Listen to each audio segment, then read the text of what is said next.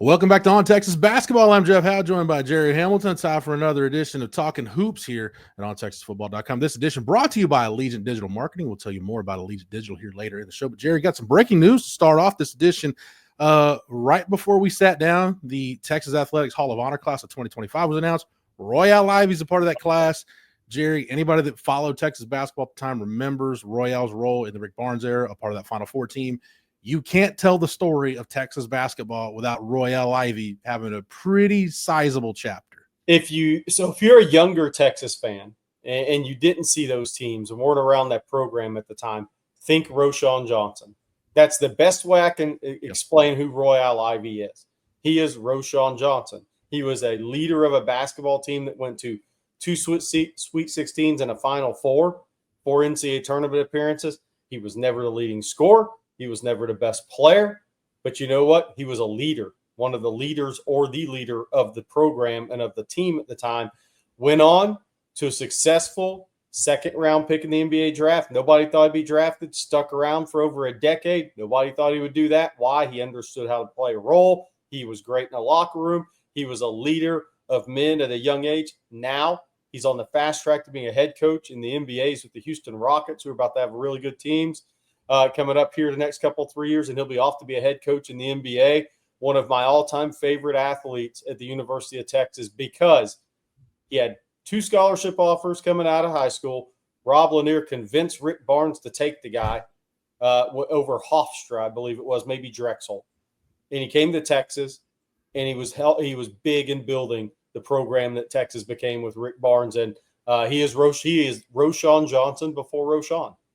Gerry, I know we got to talk about current business, but when you look at Rick Barnes' tenure at Texas, I don't feel like I'm going out on a limb when I say Royale Ivey and PJ Tucker were probably the 2 best recruiting finds that they had. They recruited KD in the markets and some big time guys, but in terms of guys that they found that were off the radar, I don't think it got better than Royale and PJ. No, I kind of went through Royale's. I mean, he was like at a dance school for a while. Then he went to Blair Academy, right? But look, then you get to PJ Tucker. He was out of the Research Triangle, Raleigh. But academically, he was 6'5", and academically he was a little behind. None of the Tobacco Road schools were going to take him.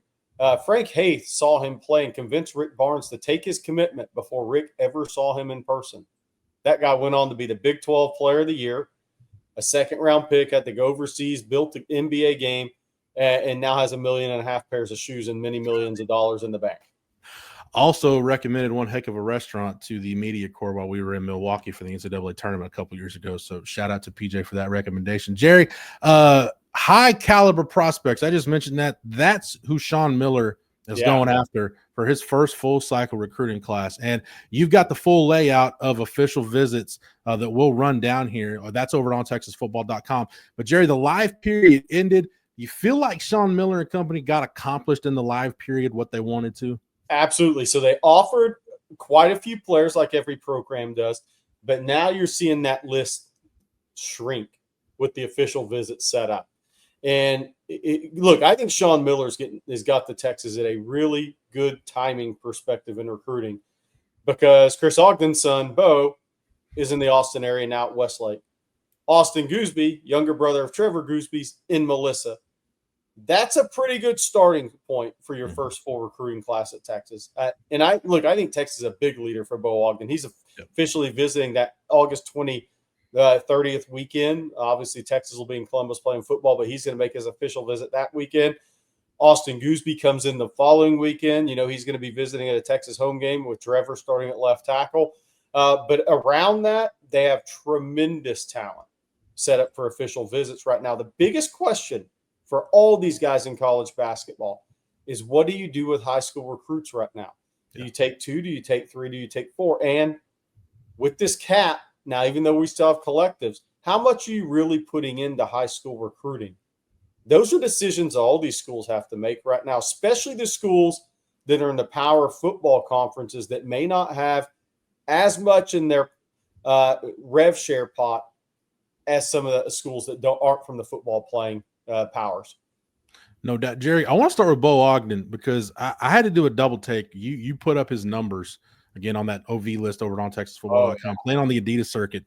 21 points per game this summer, 51% from three. We knew he could shoot it, but the key thing that you mentioned there, a game that continues to expand. It sounds like Bo Ogden's barely started to scratch the surface of his potential. Yeah, he's a play. Look, he's going to make good reads. He's going to understand the game, right? He's Chris Ogden's kid. He's grown up playing basketball at Tennessee, Texas Tech, Texas, you name it. UT Arlington Chris was the head coach there, so he's been around it his whole life.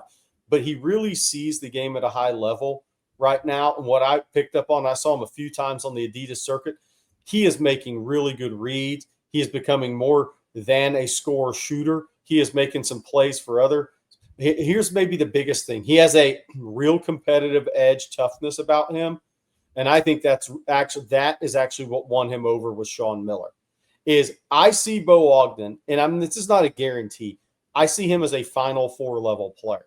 That's like the best compliment I can give a guy outside of the one and done guy, which Bo Ogden's going to have a career in basketball. It's what level?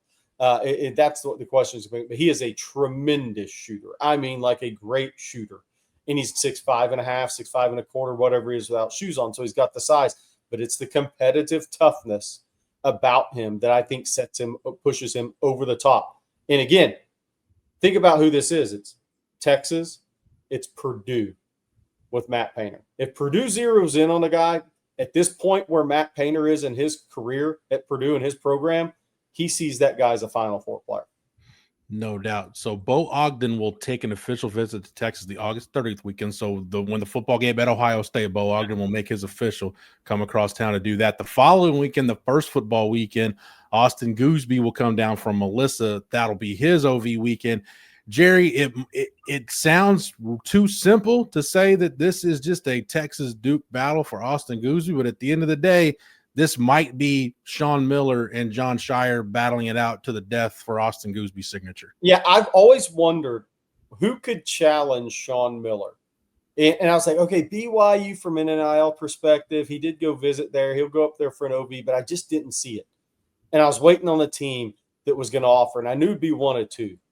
I knew it'd be Alabama or Duke. But then when Duke offered, they always become the other school, right? Try to take a kid away from a home state. And look, he's going to visit UCLA, Miami. He's going to make those other trips. It's going to happen, right? He's going to visit SMU. Texas may not have the highest NIL offered him at the end of the day. I don't know that. Well, that'll have to play out. But I will tell you this.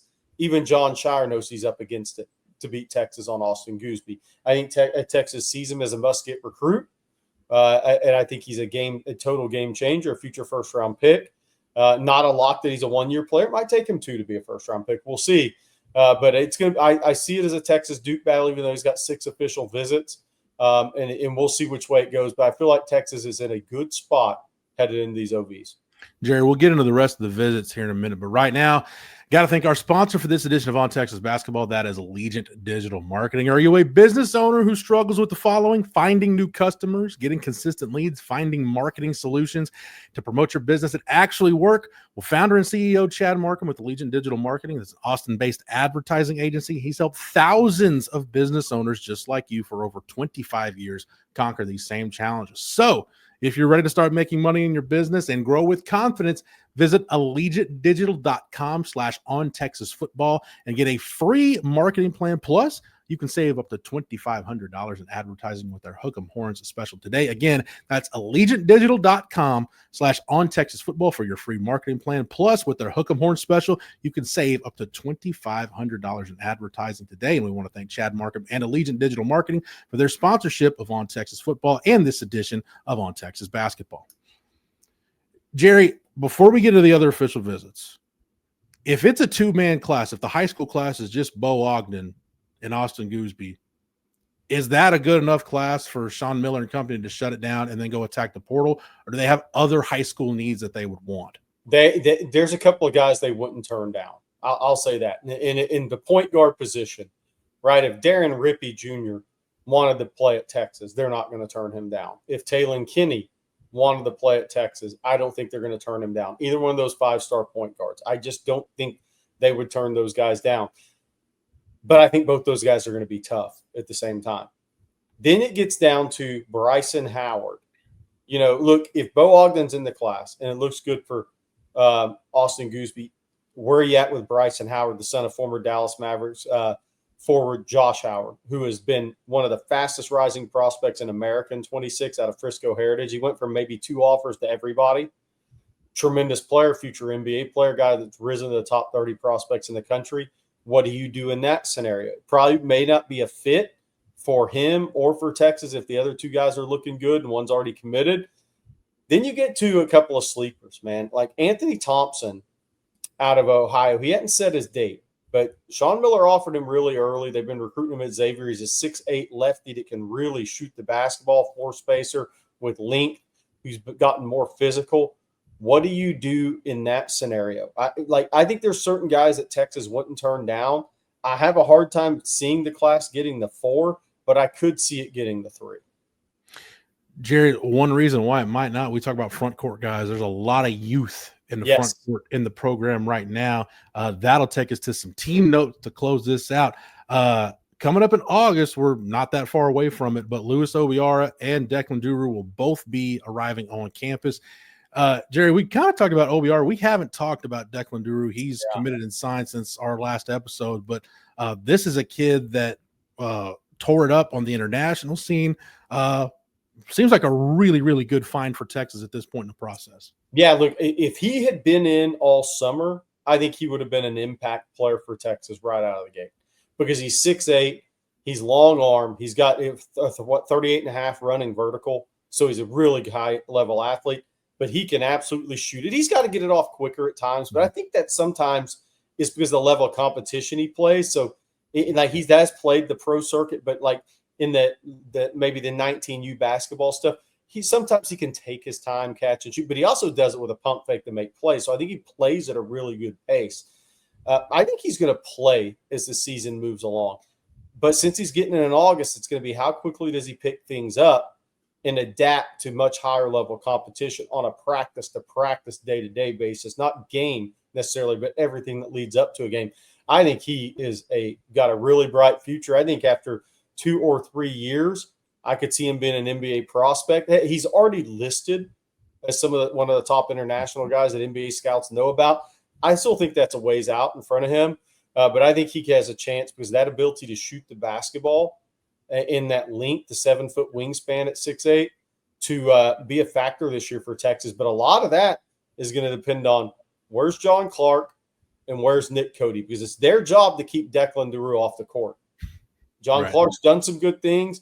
Nick Cody, I still think from talent-wise, he's there. I think motor-wise, consistency, he still needs to take another step. But it's going to be up to those guys to keep Declan Duru off the court.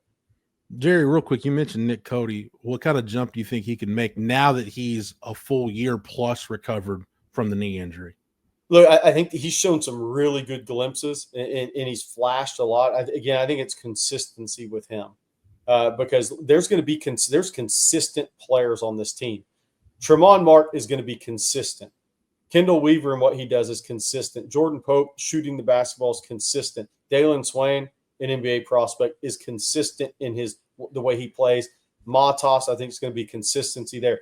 So Simeon Wilcher, I think, is a guy that they really have really like what they've seen. He's going to shoot it at a higher clip. Now he's got to get more consistent shooting it, but that's going to be the key. Is Nick Cody, can he approach the level of consistency that all the guys around him are going to have? Because if he does, I think he can make a big jump. If he doesn't, then he's going to be sitting there trying to hold off John Clark, who has a pretty high upside, and an international guy in Declan Duru. So it's really in Nick Cody's hands, and that consistency is going to be the key. Jerry, that brings us to our last team note. You mentioned Tremont Mark. He and Lasita Traore, 2 proven commodities, at least at the Division I level. And I don't know if there's a player in the country that's played as much basketball in their career as Tremont Mark has. We're both recovering from surgeries, not available to play 5-on-5. But, Jerry, considering everything you just laid out, that might not be the worst thing for this program for Sean Miller and company to get a look at what they've got with some of these other guys. I think that's a great point. And, look, those are going to be 2 of Tremont Mark's a starter. He is your team runner. I'm not sure I call him a point guard. I call these guys combo guard team runners. Mm-hmm. Walter Clayton was a team runner for Florida last year, even though he'll play point guard team runner in the NBA. He was not a pure point guard. He was a team runner. So that's what Tremont Mark is. And I'm not comparing him to Clayton, but you know exactly what you're going to get with him. And Traore is going to be probably the backup big to Matas, and he's going to be a guy that's just going to go in, rebound the basketball, be a physical post defender, a guy that's going to hold ground, probably a little underrated with his offensive capabilities. We'll see with a year off how that translates in the SEC. But those are two of your top 7-8 guys. And what person I talked to said they really like what they're seeing from their group right now. But when they get Mark and Traore backed into the 5-on-5, they think they have a chance to be a pretty good team. And then that doesn't even count Daru, what he could give you. Louis Obior is looked at as a red shirt, a guy that's going to take a year, really build through practice and build his strength in a strength and conditioning program. But Texas really likes where they're at right now. What does that mean in terms of wins and losses? Way too early. They're going to be ranked 20 by some people, 24 by some people, and right outside the top 25 by others. But they're going to be right there. And I think they really like this team that they've built so far. The keys are going to be Wilcher shoots it better, Swain continues to shoot it better, and Mark and Traore have healthy seasons so they can kind of build the chemistry, the continuity, and the rotation they ideally want to. It sounds simple, Jerry, but I think I might be more excited for Traore among all the newcomers because of physical presence on the interior who just can rebound and protect the rim. They didn't have that last year, and they sorely needed that. And it's good that they got at least. Granted, it was at Long Beach State, but at least he's proven at this level that he can do it. Well, look, he was tearing it up at Xavier. I mean, they thought they were a Sweet 16 team before he went down. He was their starter. He was the interior presence. And here's the thing with him. Him and Matas can rotate. Yeah. So you can get 40 minutes a game out of those guys, and you don't have a big drop-off when one of them goes out of the game in terms of post-defense, rebounding, all that. I think they built this team really well on the interior, so they have depth there, and they're going to have a rotation, and they're not going to have a big fall-off if somebody gets in foul trouble or struggles game in, game out. All right, Jerry, thank you for the knowledge and expertise as always. Thank you to Matthew behind the scenes for producing it. If you're not an OTF OG, the best way to get caught up on all your Texas basketball and news notes and nuggets is to get over to ontexasfootball.com right now. Use that promo code OTFOG. That'll get you 1 year of access for $39.95. Camp is right around the corner for the football team, but basketball preseason practice will be here before you know it. Also, all the recruiting information. You don't want to miss any of it. Again, the promo code is OTFOG. Use that when you get over to ontexasfootball.com, and you'll get 1 year of access for $39.95. Also, don't forget to like this video and make sure you're subscribed to the On Texas Football YouTube channel so you don't miss anything. And make sure you're subscribed to the On Texas Basketball Instagram account. Jerry, a lot of graphics and good stuff going on over there. Yeah, absolutely. We're getting ready for it. We're excited. Recruiting right around the corner. So it's going to be fun and interesting to see what Sean Miller does to this first signing class, which will be in November. And then the season. Who do we play first game? Oh, Duke. That's right. We're going to Charlotte right out of the gate. Have the Austin Gooseby paperwork on a pole match between Sean Miller and John Shire. See how that goes. All right. For Matthew behind the scenes, for Gerry Hamilton, I'm Jeff Howe. Thank you so much for watching and listening. And until next time, hook 'em.